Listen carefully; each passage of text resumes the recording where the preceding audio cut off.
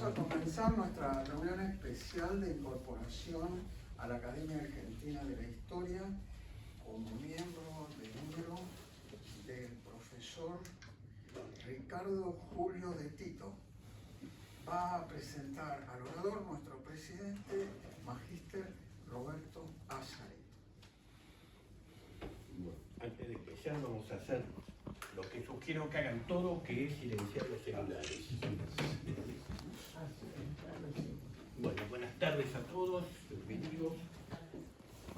Hace unos años, las academias tienen un gran problema, y esta también lo tuvo, por cierto, que parece que esperan para incorporar a sus miembros cuando llegan a ciertas edades que dejan de escribir, de producir, ya se envejecen,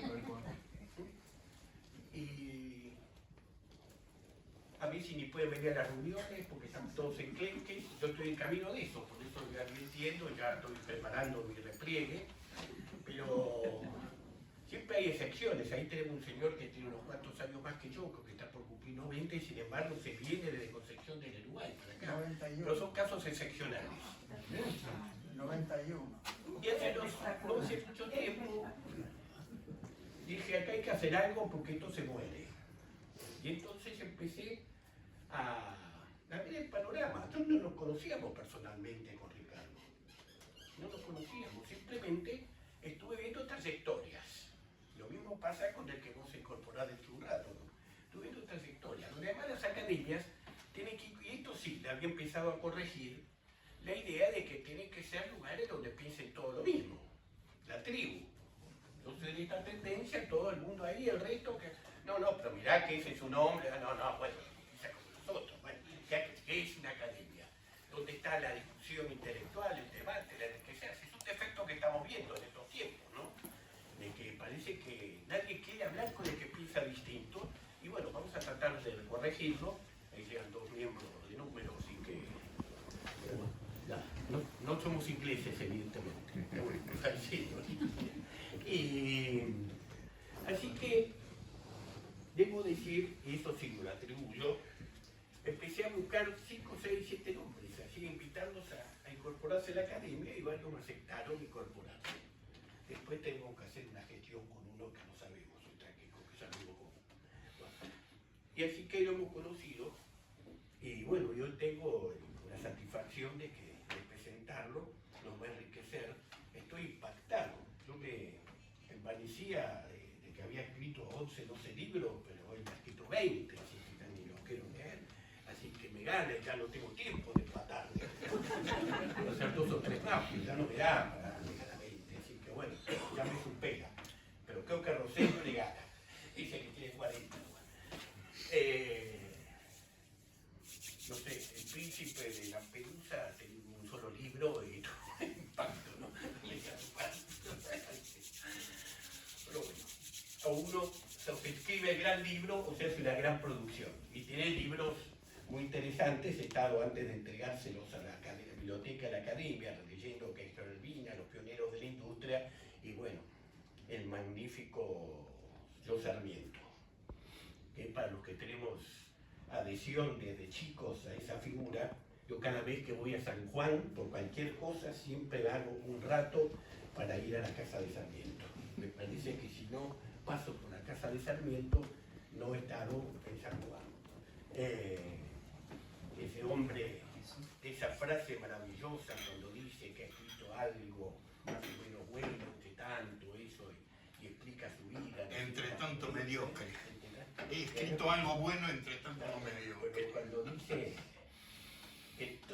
que su objetivo es que todas puedan disfrutar del festín de la vida, del que yo solo hacía hurtadillas, me parece que eso es realmente la línea de lo que, bueno, de que todo hombre público debería encarar para su acción, es decir, he dejado algo mejor para los otros, para los demás, de eso que yo he gozado solamente a hurtadillas. Eso es toda una definición de Sarmiento, y siempre no lo releí. Creo que a los 18 años leí la biografía de Gálvez de Sarmiento, durísima, tremenda, y tenés, si mi memoria no me falla, al final estamos hablando, él lo escribe en el año 38, cuando la Argentina era la mitad del PBI América. Bueno, Argentina tenía más autos que Brasil, Chile, Venezuela juntos, más teléfonos. Y entonces, Galvez dice algo, escribe, si memoria no me falla, después de criticarlo, así cosas duras, casi infames de Sarmiento, dice, bueno, pero si este país no es una Colombia, se lo debemos a este hombre. Con eso ya dijo todo, me parece. Pero bueno, siempre termino así, a mí no me han venido a escuchar, me hemos escuchado al retito, y realmente nos va a quedar quizá esta academia, es un hombre que está activo, que sigue escribiendo, lo leemos en los medios, anda por el país difundiendo la historia, una tarea que evidentemente hay que hacer. En los últimos años ha decaído la enseñanza de historia, le ha restado horas en las escuelas, y así lo estamos pagando, no solo aquí, en el mundo, esto de conocer la historia. Por eso estará tal vez en viejo, en retroceso, todo este mundo que supimos construir a partir de la Ilustración. Por tratar de que la gente no conozca la historia, lo que significó la lucha del hombre para una sociedad mejor donde impere la libertad y se limita el poder. Hombres sobre los que él ha escrito, de eso hicieron, ¿no? Como fue en su caso Sarmiento. Pero los dejo con Ricardo.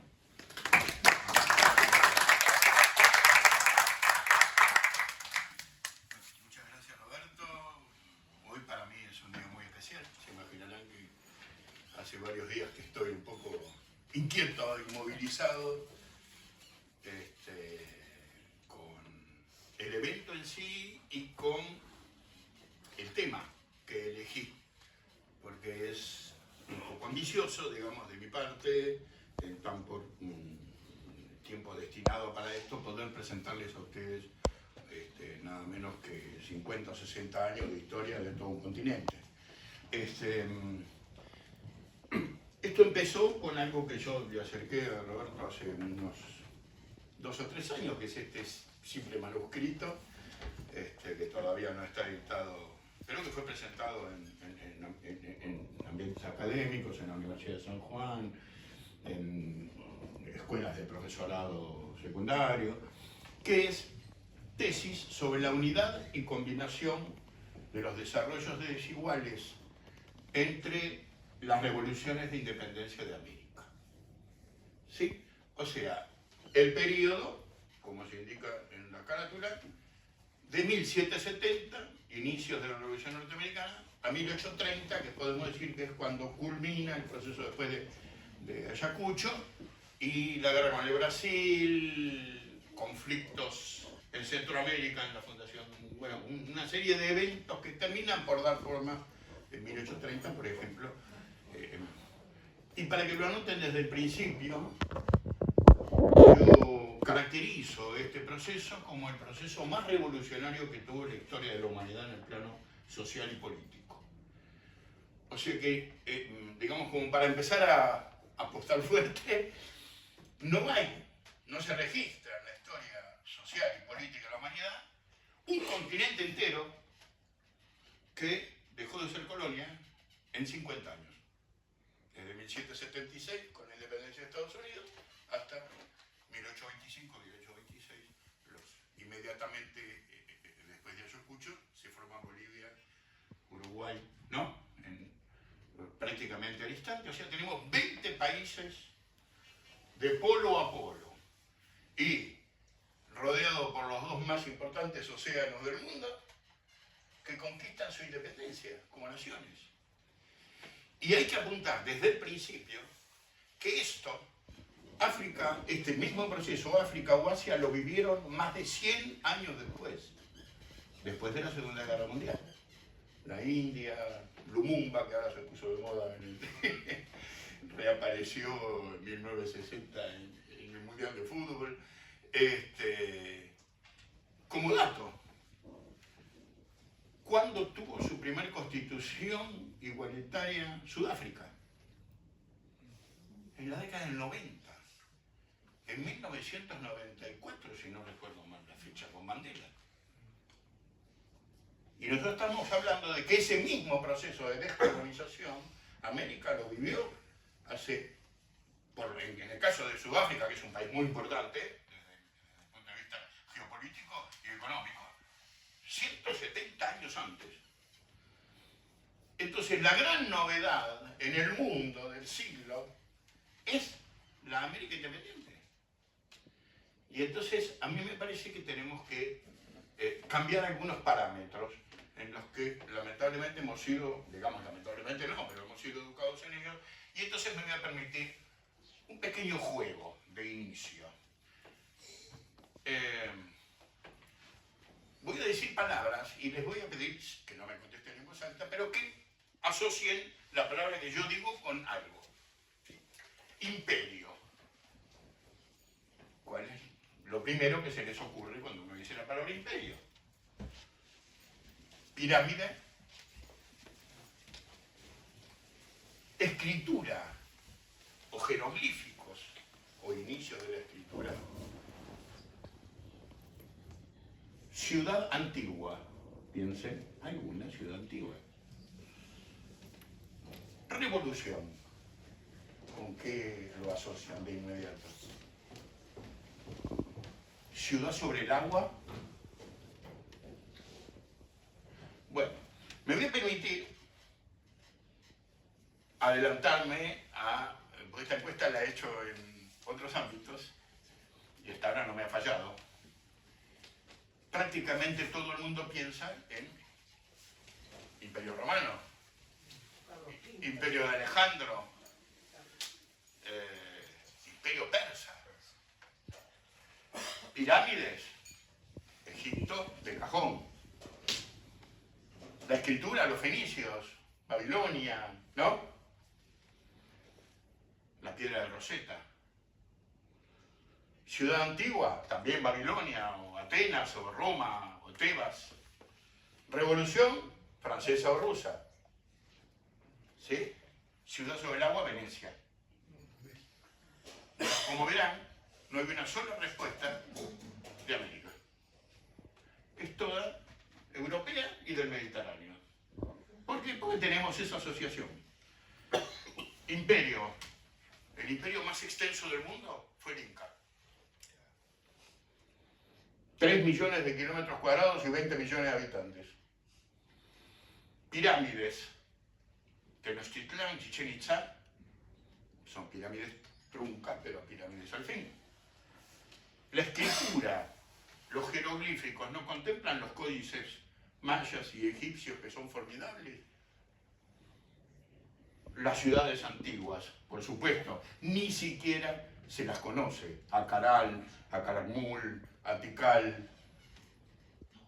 Revolución, la de Mayo, no va a ser la primera vez que se ocurra pensar. Y tampoco la norteamericana, la de los Estados Unidos. Y Ciudad sobre el agua, Tenochtitlán, o sea, la Ciudad de México, que está construida sobre el agua. No solo Venecia. Y Tiwanaku, construida sobre el lago Titicaca. ¿Sí? Bueno, entonces, es necesario desestructurarnos un poco, como yo decía, esto es como ese precalentamiento que se hacía antes de hacer gimnasia. El eurocentrismo nos domina en forma absoluta en nuestras formas de estructurar el pensamiento. En este caso, eurocentrismo más el Mediterráneo y alrededores, Egipto, Cercano Oriente, ¿no? Bueno, la vieja. Yo creo que hay que modificar el marco conceptual.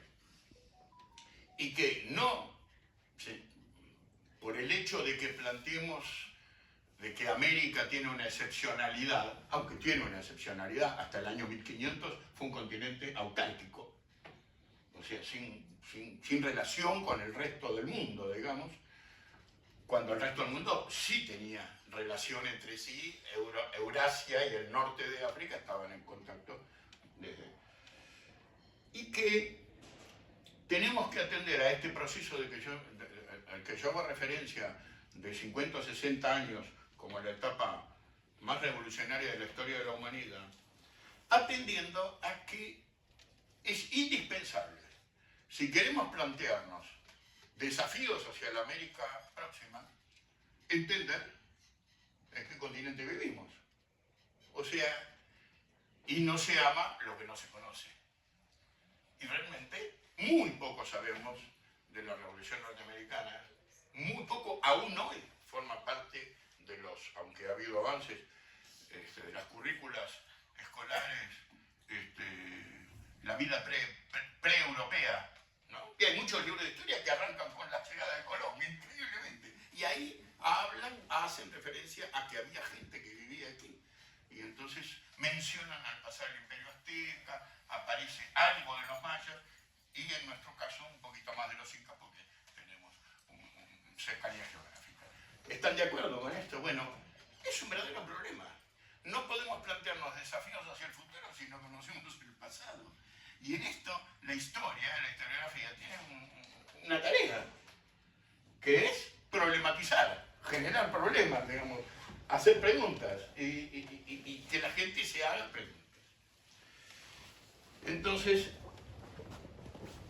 para usar la categoría de mis épocas de estudiante de Piaget, génesis y estructura, no podemos conocer la estructura si no estudiamos la génesis, ¿no? Lo que después fue Nature y Nurture, ¿no? O filogenia y ontogenia, en distintos campos, ¿no? O el genotipo y el fenotipo, o sea, el devenir, la dinámica, los cambios desde el origen hasta la estructura posterior. Y en esto hay un tema metodológico de enorme importancia, es que es ir de lo general a lo particular y después de lo particular volver a lo general para poder tener miradas de mediano y largo plazo. Bueno, el Nuevo Mundo, como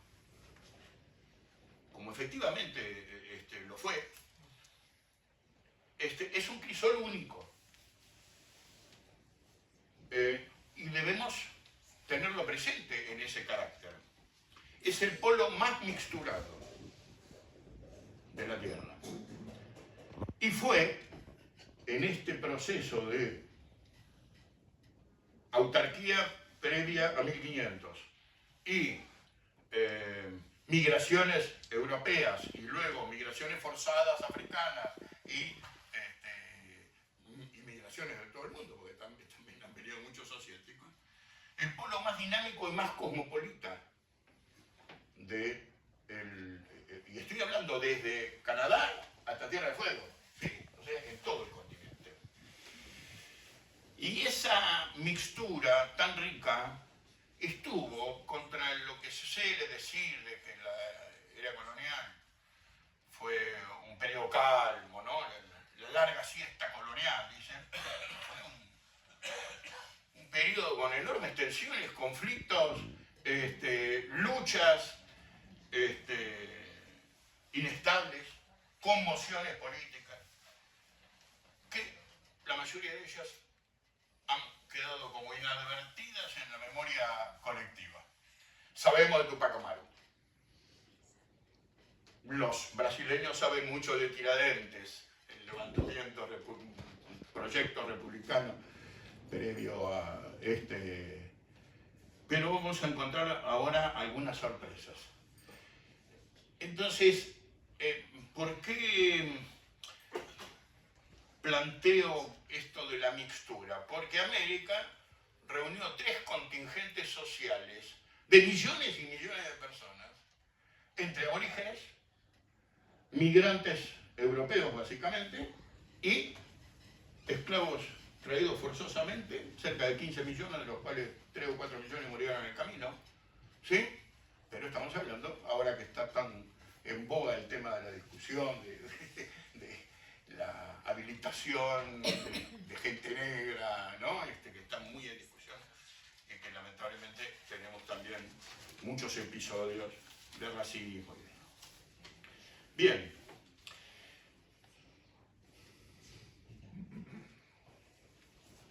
Nosotros estamos... Adelante, por favor. Buenas tardes. Buenas tardes.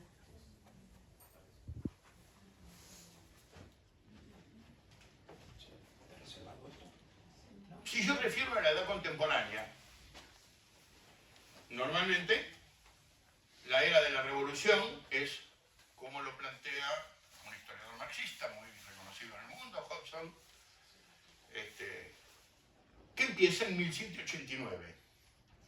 O sea, el cambio se sitúa con la Revolución Francesa y hasta la Revolución del 48, que va a ser hasta que se forma la Segunda República en en Francia, ¿no? Bien.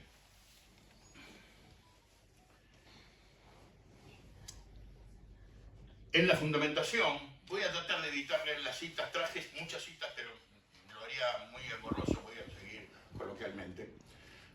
Sepan que está el respaldo de lo que digo con citas extraídas de estos libros y de otros. Se plantea siempre, y es el esquema que tenemos, combinación de revolución industrial en Inglaterra más revolución política en Francia, edad contemporánea, ¿no es cierto?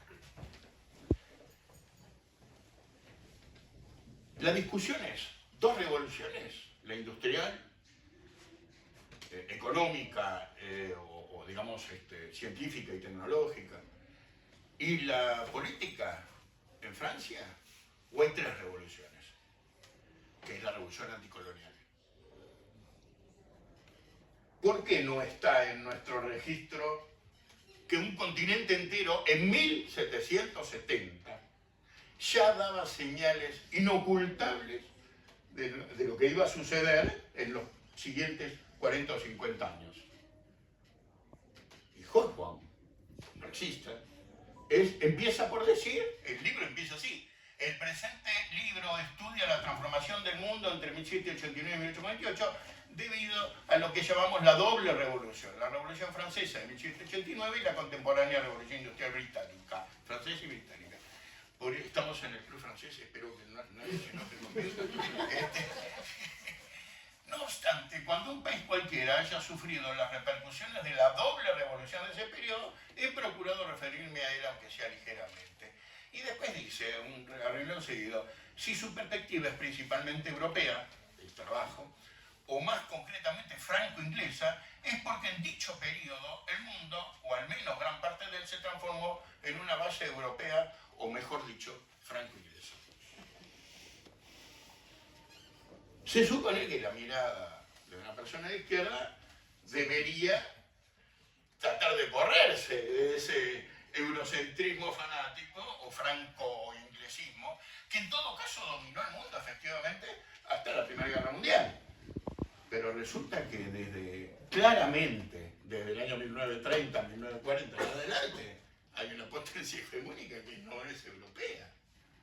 Y ya llevamos casi 100 años de eso, ¿no? Desde el año 1898 se considera que Estados Unidos saca patente de imperio con Filipinas, con Cuba, ¿no?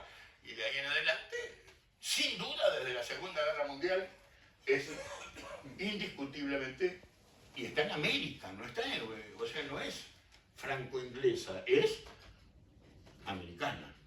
Y ellos mismos se auto-intitulan los americanos, ¿no? Bien. Entonces, podemos tratar de tener una mirada global y atlántica, y no solo local o regional, para tratar de ubicar los problemas y entender que el puntapié inicial fue dado en Estados Unidos en 1776 y no en Francia en 1789, 13 años antes. Y basta leer un poco a Jefferson, a Washington, a los constitucionalistas, son los mismos principios que los de la Revolución Francesa. Entonces, ya ahora los historiadores utilizan genéricamente el término antiguo régimen para referirse a los monarcas europeos y a los virreyes americanos. Pero ¿dónde empezó a corroerse el antiguo régimen? En América, no en Francia. Y los principios estructurados en la Constitución norteamericana son virtualmente los mismos, detalle más, detalle menos, que al destruir, digamos, la estructura colonial inglesa, estableció las bases de una república moderna. Y voy a hacer más, porque bueno, ya sé, Estados Unidos siempre, y sobre todo con las miradas actuales, plantea prevenciones. Pero Estados Unidos jamás volvió a la monarquía, como nosotros, como las Provincias Unidas de Río de la Plata. Y déjenme decirle que Francia hasta el año 1870, excepto 4 años, del 48 al 52, estuvo sucesivamente con 5 reyes, monarcas o emperadores, porque Napoleón fue un emperador, algo más que un rey. ¿Sí? Pero entre los Capetos y los Bonaparte, y algún Borbón por ahí, Francia, vuelvo a decirlo en la sede del club francés, hasta 1870 fue monárquica. Y Europa fue monárquica hasta la Primera Guerra Mundial. El zar de Rusia, el Imperio Austrohúngaro, el Kaiser en Alemania. ¿Sí? Entonces, en América se inició un proceso de construcción republicana que no se detuvo. Golpes de Estado, todos los desórdenes que quieran, pero dentro de una estructura republicana. 20 países en 50 años se convirtieron en repúblicas, con constituciones, sin marchas. ¿Sí? 20, 21, habría que discutir algún caso particular. Bueno, entonces, ¿por qué hago este planteo? Porque es cierto que todo este proceso americano está, obviamente, unido, provocado por muchos años de guerra entre las potencias europeas. La guerra de los 7 años entre Inglaterra y Francia fue lo que motivó o facilitó el triunfo de la Revolución Norteamericana. Es más, los franceses y los españoles tienen personajes de primera línea que ayudaron a Estados Unidos económica, militarmente, las armadas, que eran la clave de la época, era la armada francesa. Y España, que estaba en frente con Francia contra Inglaterra, fue clave desde el Mississippi el gobernador español de la zona sur para el traslado de material bélico, tropas, etc. Hasta intervinieron en forma directa en algunos de los combates. Pero aquí el diablo metió la cuela, porque además de los españoles y los franceses, un señor llamado Francisco de Miranda terminó, venezolano él, terminó siendo colaborador de Washington en las batallas por la independencia.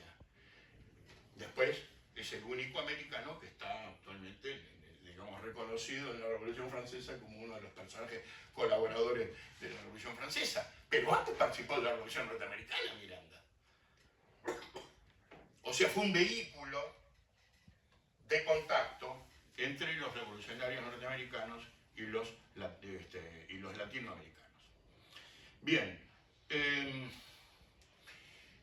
de este libro, que lo recomiendo muy especialmente, que tiene unos poquitos años, en la historia de los Estados Unidos de Bender, justamente plantea en qué medida, digamos, esa grieta entre Inglaterra y Francia permitió que se colara la Revolución Norteamericana.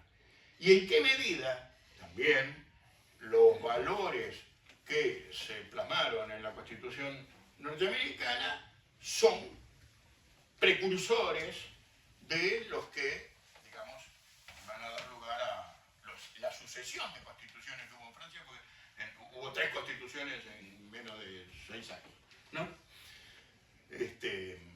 Expropió de los tumultos. También Estados Unidos tardó desde el 76 hasta el 87, 11 años, en terminar de aprobar una organización federativa en la que había bastantes conflictos. Bueno,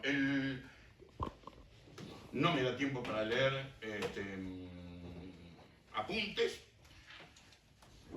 y yo estoy aquí para hacerles la presentación de un tema. ¿Fue un hecho aislado la Revolución Norteamericana? Tupac Amaru y Tiradentes son de 1780, antes de la Revolución Francesa. La Revolución del Común, así se lo llamó, en Villa de Pocho, tras la Sierra, que se levantó exigiendo al virrey derechos ciudadanos es de 1774, no sé si sabían, Villa de Pocho. 1775, el gobernador, conocido por todos nosotros, gobernador de Córdoba, Sobremonte, le llama la atención a un ciudadano por su modo libre de hablar y lo mete preso porque expresaba ideas de 1775. Y entre 1786 y 87, antes de la Revolución Francesa, insisto, Eugenio Espejo, en Quito, empieza a escribir sátiras en contra de la monarquía. Después de la Revolución Francesa, inmediatamente, 2 años después, repercute en Haití, que era una colonia francesa, y se produce la primera revolución antiesclavista triunfante en el mundo. Brutalmente acometida. Napoleón les envió tropas para tratar de aplastar. Y los haitianos acá. Los haitianos en nuestra independencia pusieron tropas. Así es, así es. Pero la única revolución negra, triunfante, antiesclavista y republicana, porque dio origen a una constitución republicana, fue Haití. Y esto sucedió empezó en 1791, 2 años después de la Revolución Francesa. Sigo. Guan y España, que son 2 personas distintas, se levantaron en 1797 en Venezuela. En el mismo año de 1797, Miranda reúne a un chileno, a un peruano y a otro venezolano y firman el Acta de París, que era un compromiso entre ellos 4 de lanzarse a la independencia de América. 1794 es cuando Belgrano es nombrado en el consulado como jefe perpetuo, a perpetuidad. Entonces, tenemos antecedentes y repercusiones del proceso norteamericano que los tenemos, digamos, o alguien cree que nadie se enteraba de lo que sucedía en Estados Unidos. Sepan ustedes que, por ejemplo, el monopolio español del puerto impedía que aquí bajaran barcos que no tuvieran licencia especial, pero la bandera norteamericana era neutral, digamos, no estaba impedida. Entonces muchos de los productos ingleses, franceses, llegaban con bandera yanqui al puerto. Y saben una cosa que una vez me contó Félix Luna y que me resulta siempre interesante comentar, que uno de los cambios sociales más importantes que se dio con la Revolución de Mayo es que se abandonó la salema, la ceremonia de saludo, para pasar al shake hands, que era darse las manos, como en Estados Unidos. Y que eso, para él, para Luna, era un reflejo absoluto de cómo habían cambiado las normas de trato hacia el otro, ¿no? Además de que cuando pasaba algún español, los jóvenes solían escupir en el piso, lo que refrendaba claramente que una revolución se había producido. ¿Sí? Bueno.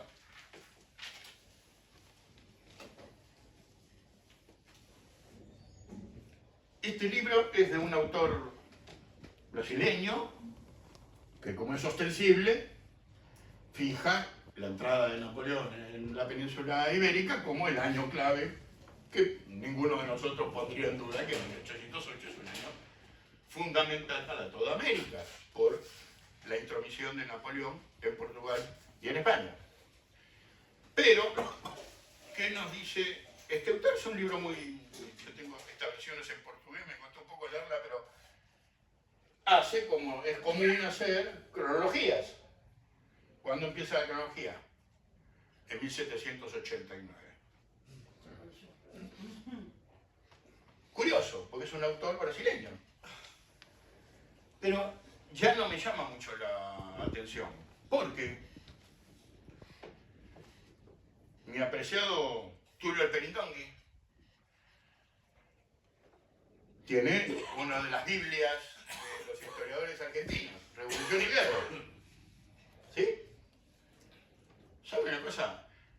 ¿Qué dice la bajada? Formación de una élite dirigente en la Argentina criolla. ¿Sí? formación de una élite dirigente en la Argentina criolla. No existe a lo largo de todo el libro, y yo respeto mucho la obra de Tulio, fue profesor mío en algún momento, no figura ninguno de los revolucionarios norteamericanos en el libro. Nunca, ninguno, pero no existen en el libro. Hay una sola mención, una, a Lincoln, que es 30 años después. ¿De acuerdo? Muy curioso. A mi pesar, un trabajo muy interesante que ha hecho una querida amiga, que es Hilda Sábato, también una gran historiadora, y somos amigos personales, ha escrito un libro muy interesante sobre la formación de las repúblicas en América. No existe una sola mención, pero ni una, a la Revolución Norteamericana. Y entonces, a mí se me ha presentado un problema. ¿Cuándo empieza la edad contemporánea?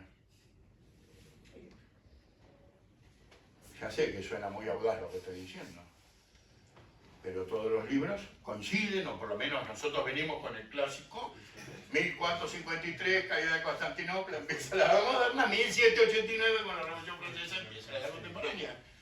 Pero entonces, ¿las revoluciones anticoloniales no son parte de la edad contemporánea? O sea, ¿la revolución de Estados Unidos es de la edad moderna? Pero resulta que tiene el mismo carácter que la Revolución de Mayo y la independencia de Tucumán. O sea, estamos de acuerdo en que forman parte de un mismo proceso, digamos, o un único proceso continental. Entonces, ¿por qué no será? La duda y la pregunta son capciosas también, ¿no? Que no es 1776 el inicio de la edad contemporánea. No debería. O lo anticolonial, volviendo a la idea de las dos revoluciones, la industrial y la francesa, no la anticolonial. Bueno, permítanme una osadía de mi parte. El eurocentrismo tiene este problema.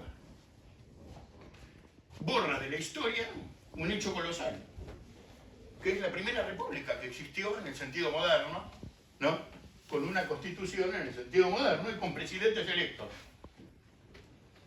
Mal que les pese a muchos eurocentristas, George Washington fue presidente de los Estados Unidos 2 meses antes de la Revolución Francesa, de julio del 89. O sea, las repúblicas ya existían, no las inventó París. ¿Me explico? Bueno.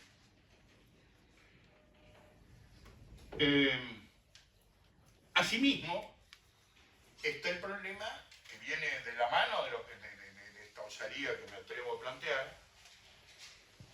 Está la Revolución de Haití. 1775, 1789, 1791, estalla 1803, 1805, ya Haití es virtualmente independiente y ha derrotado a polacos que le mandó Napoleón a tratar de doblegar. Ha tomado la República Dominicana, o sea, los haitianos se cruzaron, llegaron a Santo Domingo.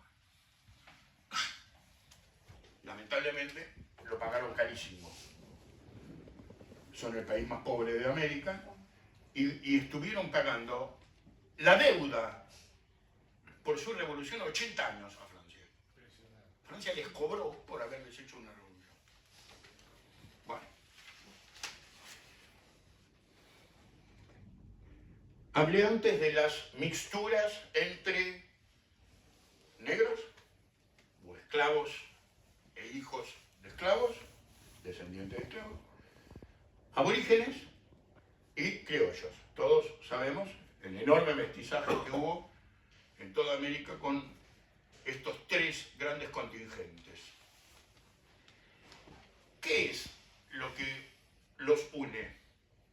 Porque que se diferencian como castas sociales, está claro que sí, por lo menos durante la época virreinal. ¿Qué los unió? Bueno, hay algunas cuestiones terminológicas que es importante que le prestemos atención. Y una de ellas es, aunque parezca mentira, la palabra libertad. Los distintos estamentos o sectores sociales querían libertad. Los criollos, como esto de los comuneros criollos que plantearon, que también en el Paraguay, ¿no?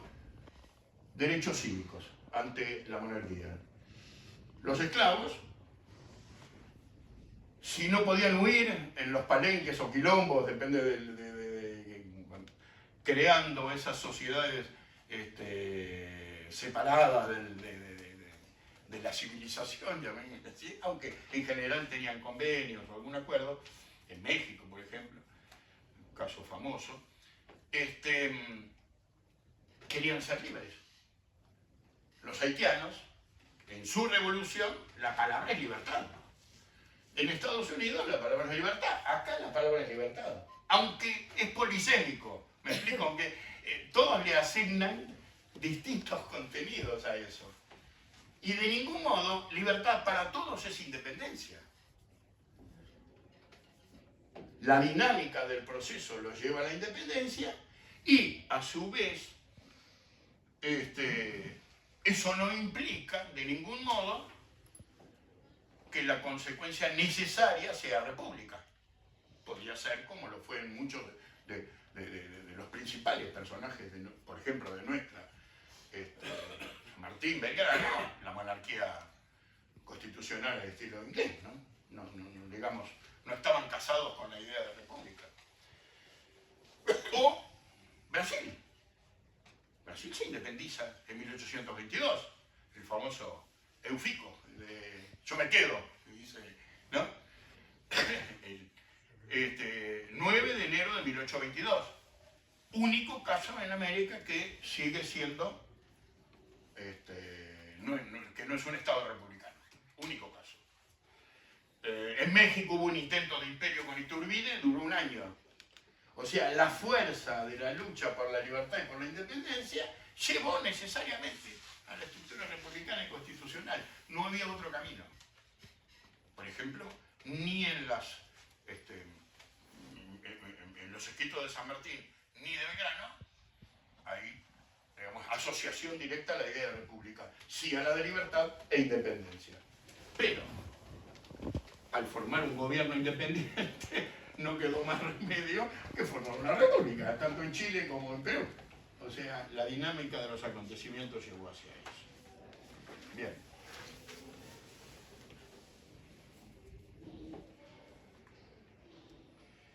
Ya hablé de los otros casos, he logrado avanzar en algunas cosas y sí voy a buscar ahora, disculpen ustedes.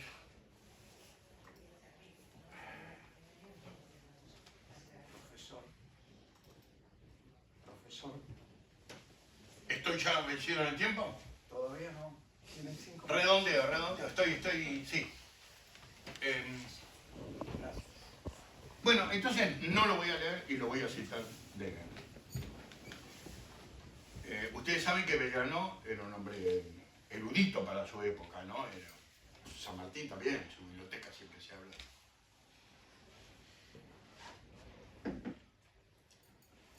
Tucumán y Salta son las dos grandes batallas que identificamos con Belgrano, ¿no? Además de la creación de la bandera, toda una serie de cosas.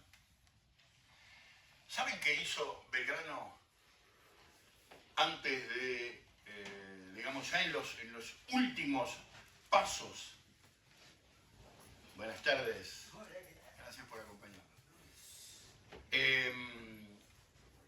Antes de la batalla de Salta, tradujo el discurso de despedida de Washington. La versión en castellano del discurso de despedida de Washington al terminar la presidencia, donde, digamos, un poco a la usanza norteamericana, ¿no?, se retiraban de la vida pública. No sucedía porque Washington era nada menos que el jefe militar, pero fue el primer presidente. Belgrano escribió con absoluta admiración la despedida de Washington. siempre recordamos Moreno imprimiendo Rousseau, el contrato social. Pero ¿por qué no decimos que la única versión en castellano que circuló de la despedida de Washington? Porque Washington está desaparecido, Jefferson está desaparecido. Insisto con esta idea en la que para nosotros son Rousseau, Montesquieu y Voltaire los creadores de la democracia americana. Y algo falla en el esquema, porque en Francia no hubo república, vuelvo a decirlo, hasta 1870, excepto 4 añitos entre el 48 y el 52, que fue producto de otra revolución, que fue la del 48. Bueno, Belgrano, admirador de Washington. ¿Y San Martín? San Martín, hombre que, la cita la voy a hacer de memoria para no perder tiempo con los textos y respetar los tiempos establecidos. Cuando le escribe a Artigas pidiéndole que evite los disensos dentro del país, le dice, le escribo como americano. No era ni chileno, ni peruano, Argentina no existía. Y entonces, él, asumiendo su rol político-militar clave, le escribe a quien dirigía una liga separada, la Liga de los Pueblos Libres, separada del Congreso de Tucumán. Habían hecho el año anterior un congreso sui generis, digamos, de la liga. San Martín le escribe como americanos. Y cuando se despide de Chile para ir a Perú, en la campaña del Perú, les hablo como americanos. Y cuando las pocas cartas que habla sobre que hay 3 menciones más o menos expresas a la entrevista de Guayaquil como líder, le dice, yo puse por delante los intereses de la independencia de América. Estoy cambiando las palabras, la cita no es textual, y con esto ya más o menos termino. Conclusión, Belgrano y San Martín, ¿están más cerca de Napoleón o están más cerca de Washington?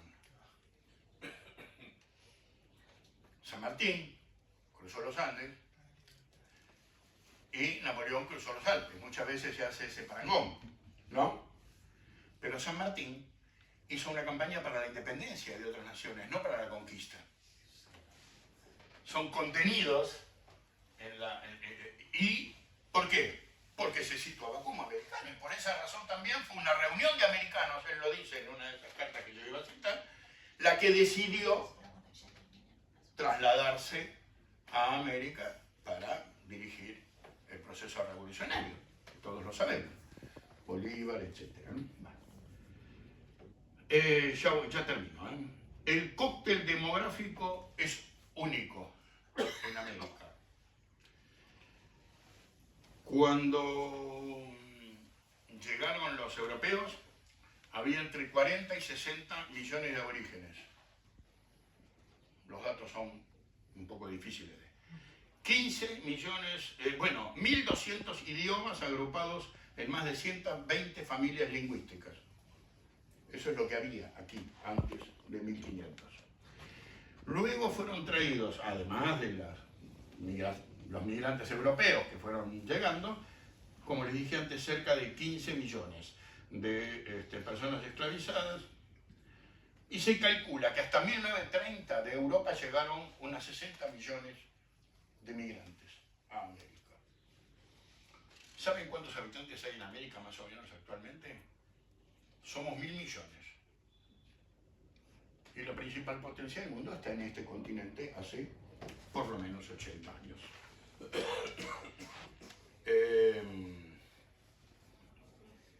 Termino con esto porque sí quiero que, digamos, no es que me la quiero agarrar con Hawthorne, pero hay un dato que es clave, porque es quien ha periodizado, y la periodización que mucha gente sigue, y es lo que yo quiero discutir. Menciones a Francia en este libro, 119. Menciones a Inglaterra, 102. Menciones a Gran Bretaña, 65, sin contar las referidas a Escocia y Gales. Menciones a Rusia, 58. Menciones a Italia, 43. Italia. Menciones a Bélgica, 33. A Holanda, 26. Suiza, 17 y 20 al Imperio Turco. ¿Está bien? Menciones de América, 53 a Estados Unidos, o sea, estaría en el quinto orden. 18 a América Latina, genéricamente, 9 a Brasil, 6 a México, 4 a Argentina, 3 a Haití, 2 a Colombia y 2 a Venezuela. Comparamos los personajes y ya con esto casi termino. Napoleón Bonaparte es nombrado 45 veces en el libro. Goethe, 18. Robespierre, 14. Rousseau, 14. Saint-Simon, 14, el socialismo utópico. Adam Smith, 8. Jefferson, 4. Bolívar, 3 veces. Washington, 2. San Martín, 2. Una de ellas para decir que había un busto de San Martín sobre una mesa. Una vez se nombra a O'Higgins y 5 a Tocqueville, el de la independencia de América. O sea, 45 para Napoleón, Goethe 18, Robespierre 14 y Jefferson 4. No sé si es... Para eso se hacen los índices onomásticos, ¿no? A veces simplificar algunas cosas. Bien. Ganaron la batalla cultural. ¿Cómo? Perdón. Ganaron la batalla cultural. Bueno, a la palabra que está teñida de subjetivismos. Bien. Nación y narración, último libro que es una recopilación hecha por un hindú que seguramente estudió en Inglaterra, en Londres, y que prácticamente todos los autores son anglos, o norteamericanos, o ingleses, o... Bueno, tiene 2 capítulos referidos a Estados Unidos, porque el libro habla de cómo las naciones se estructuran en base a narrativas. Entonces, por ejemplo, uno de los capítulos está dedicado a la cabaña de Teotongo, como, digamos, enfoque narrativo de la formación de una nación. Bueno, no, para la narración en la que se mencionan, a ver si lo tengo por acá, ya termino. Bueno, la lista de gente mencionada es muchísima, de toda la historia de la humanidad, en los distintos artículos, ¿sí? Ninguno es de los personajes que hicieron la Revolución Norteamericana.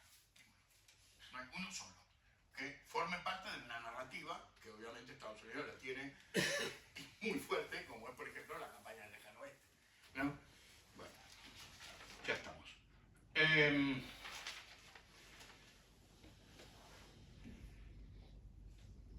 Bueno, la pregunta sería, para cerrar, empezamos con el jueguito del eurocentrismo.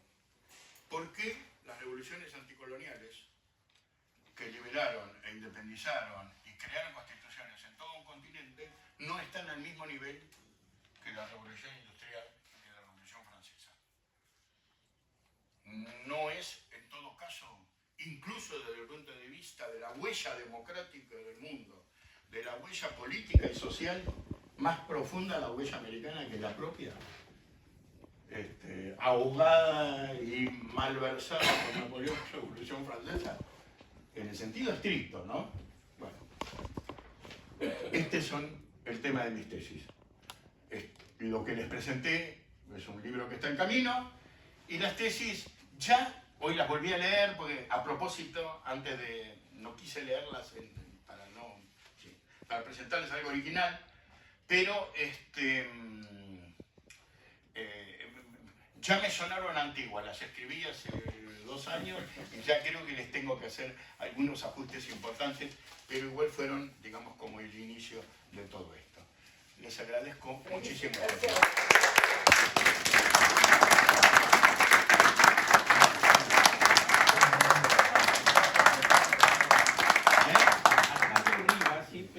señalaba eso. ¿Quién? Armando Rivas. Ajá. Siempre señalaba eso, que da poca importancia que le damos a la Revolución Americana sobre las revoluciones europeas, que americanas le pasan americanas. Como seguimos secretario. Ahora invito al profesor Betito que pueda dejar la tribuna para incorporar al nuevo orador.